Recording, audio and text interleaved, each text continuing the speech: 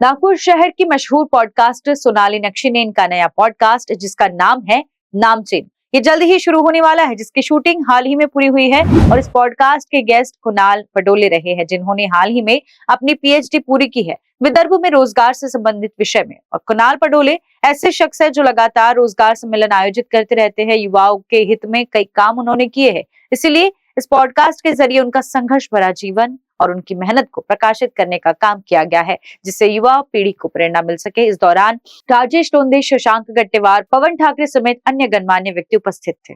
नागपुर शहर के मशहूर पॉडकास्टर सोनाली नक्शी ने मैम इस वक्त मेरे साथ मौजूद है, जो नागपुर के कई नामचीन और ऐसी बड़ी बड़ी शख्सियत को अपने मंच पर आमंत्रित करते हैं, उनकी जीवन की स्टोरी को बताते हैं। आप एक नया शो शुरू करने जा रहे हैं, नामचीन, नाम इतना खूबसूरत है उसका। और पहला एपिसोड आपने शूट किया है नरेडको के प्रेसिडेंट कुणाल पडोले सर, और बहुत बड़ी शख्सियत है वो, उनका क्या परिचय है और ये पॉडकास्ट पूरा कैसा गुजरा है, क्या यहाँ पे नया आने वाला है नागपुर वासियों के लिए आपकी पॉडकास्ट में, थोड़ी सी तफसील जानकारी। एक्चुअली मैं पॉडकास्ट करती हूँ और पॉडकास्ट मैंने मेल फेमिनिस्ट शुरू किया, बस ये नामचीन है। और हाइपर लोकल कंटेंट जिसे आप कहते हैं कि आप ना, मैंने एक बात कहती हूँ कि बहुत बड़े बड़े उदाहरण होते हैं जो आपके नेशनल इंटरनेशनल आइकन्स होते हैं, लेकिन आप उनकी ज़िंदगी में झांक नहीं सकते। तो मुझे ऐसा लगता है घर में जो बगल में कोई बहुत अच्छा काम करता है ना, तब हम ज़्यादा इंस्पायर होते हैं।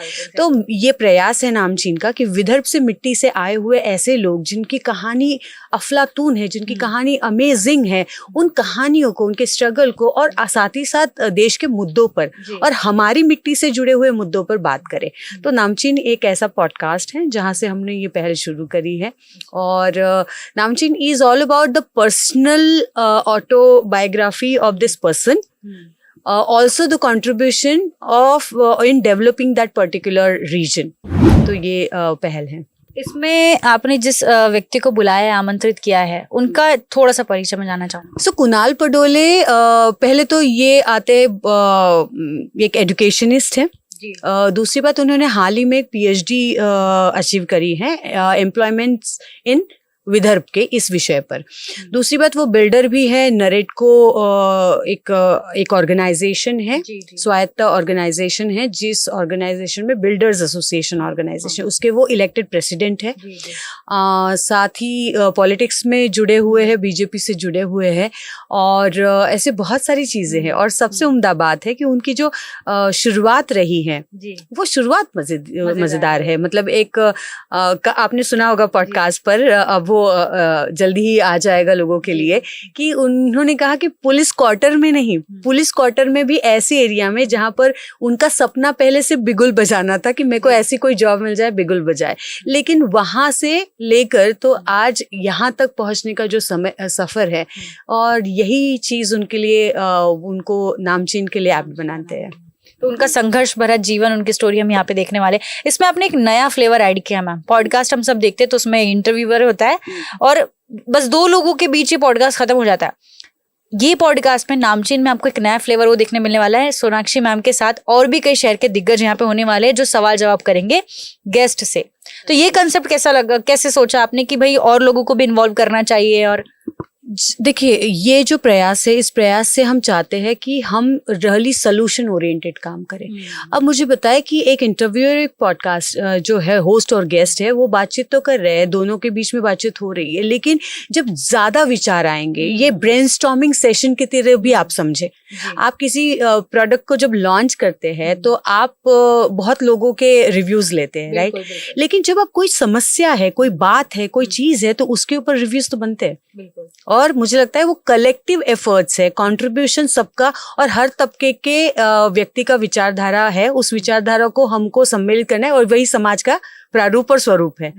तो ये कॉन्सेप्ट वही से आया कि not only host, everybody will contribute, and उसमें भी सिलेक्शन है, ऐसा है कि वो कुछ जेंजीज हैं, कोई established personalities of the region है, कोई अलग अलग क्षेत्रों से, कोई महिला वर्ग को रिप्रेजेंट करता है, कोई एंटरप्रेन्योर्स को रिप्रेजेंट करता है।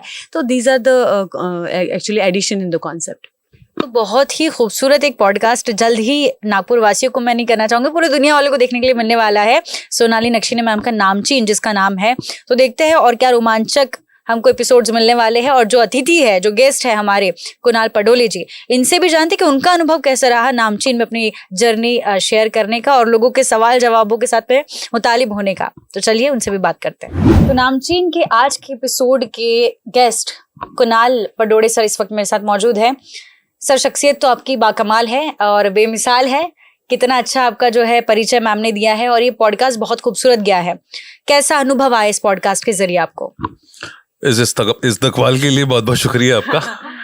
और ये पॉडकास्ट तो बहुत अच्छा रहा और ये पॉडकास्ट का बेसिक प्राइमा फेस एजेंडा यही था कि to empower, to uplift the youth of Vidarbha region. हमने 4.5 साल के प्रयास और रिसर्च में ये समझा कि 10वीं 12वीं इंजीनियरिंग के बाद 12th के बाद एक राइट मार्गदर्शन, parental counselling, husband and wife का काउंसलिंग, फिर बच्चों का काउंसलिंग, फिर टीचर्स फैकल्टी का काउंसलिंग, एडमिनिस्ट्रेशन का काउंसलिंग, एकेडमिक इंस्टीट्यूशन का काउंसलिंग, ये सब के कॉम्बिनेशन में अगर अच्छा काम कर पाए तो बेशर्त बखूब हम बहुत अच्छा यूथ इस देश को दे सकते हैं जी। जैसे 0 to 10 जिनका कंट्रीब्यूशन है उनका सबकी काउंसलिंग बहुत जरूरी है। इस पॉडकास्ट में आपने जैसे अनुभव किया है, तो सर आगामी क्या आपकी तरफ से पहल होने वाली है इस सारे अवलोकन के बाद में? आने वाले पलों में हम एक नागपुर में बहुत अच्छे लेवल पर सिस्टमैटिक एंड ऑर्गेनाइज्ड युवा रोजगार मेलाव करने वाले हैं, जिसका प्राइमा फेस एजेंडा यही रहेगा कि मैट्रिकुलेशन, ITI ये अलग कोर्स और इंजीनियरिंग वाले अलग कोर्सेज को हम काउंसलिंग करके एम्प्लॉयमेंट अपॉर्चुनिटीज बताने के बाद उनको कंपनी स्पेसिफाइड एम्प्लॉयबिलिटी बताने के बाद उनको प्लेसमेंट अपॉर्चुनिटीज देंगे और ये दोनों के कॉम्बिनेशन से उनका प्लेसमेंट्स का हिट रेशो बढ़ेगा और जिससे वो रोजगार के प्रति अच्छा काम कर पाएंगे। ये हमारा प्राइमरी एजेंडा है। और स्वयं रोजगार के प्रति जो बच्चे अच्छा बिजनेस कर पाए, जो बच्चे अच्छा इनोवेटिव आइडियाज लेके आएंगे, उनको हम गवर्नमेंट की तरफ से कुछ फंडिंग दे पाए, कुछ सोसाइटी की तरफ से फंडिंग दे पाए, कुछ आइडियाज को रीजनरेट कर पाए। ये सारे प्राइमा फेस फोकस एजेंडा के बाद एक यूथ को नई दिशा देने का प्रयास करने में युवा फाउंडेशन तत्पर रहेगा। तो हाल ही में जो आपने PhD कंप्लीट की है, उसमें जो चीजें आपने सीखी है उसको आप इम्प्लीमेंट करना चाहेंगे अभी जो आने वाले फेयर में? बिल्कुल। मेरा 15 साल का प्रयास, 15 साल की स्टडी भी उसी में थी और मेरा 4.5 साल का रिसर्च भी इसी में था कि यूथ हमारा जो आज डगमगा रहा है, यूथ हमारा जो आज भटक रहा है, यूथ हमारा जो आज डर रहा है, इनको कैसे हम उस चीज से बाहर निकाले और एक राइट फोकस्ड एजेंडा में यूथ को लेके आए ताकि यूथ हमारा पूरा हिंदुस्तान में कमाल कर पाए और पूरे वर्ल्ड में परचम लहरा पाए। तो देखते हैं कि किस प्रकार से अक्सर क्या होता है, युवाओं को दिशा नहीं मिलती है और दिशा मिलती है तो प्लेटफॉर्म नहीं मिलता है। सर दिशा देने का काम कर रहे हैं, मंच देने का काम कर रहे हैं, तो युवाओं ने भी जो है अपना 100% एफर्ट्स देकर अपनी सही स्किल्स का इस्तेमाल करके जो है इस संधि का जो है बहुत अच्छा फायदा उठाना चाहिए। यही हम कारण न्यूज़ के माध्यम से जो युवाओं को कहना चाहेंगे और देखते हैं इस पॉडकास्ट के जरिए और कितनी जनता जो है जागृत होती है और इंस्पायर होके बिल्कुल मेहनत के साथ काम करती है। कारण न्यूज़ के लिए सचिन छोड़ापे की रिपोर्ट। अथर्व रेसिडेंसी अब नरसाड़ा के सबसे प्राइम लोकेशन पर ला रहे हैं 150 शानदार फ्लैट स्कीम, आधुनिक डिजाइन, लग्जरी लिविंग और सुरक्षा के साथ 16 फरवरी लॉन्चिंग के सुनहरे मौके का लाभ उठाइए। पहले 50 बुकिंग पर स्पेशल ऑफर्स और अपने सपनों का घर बुक करिए। Call Atharva residency 7300 230028।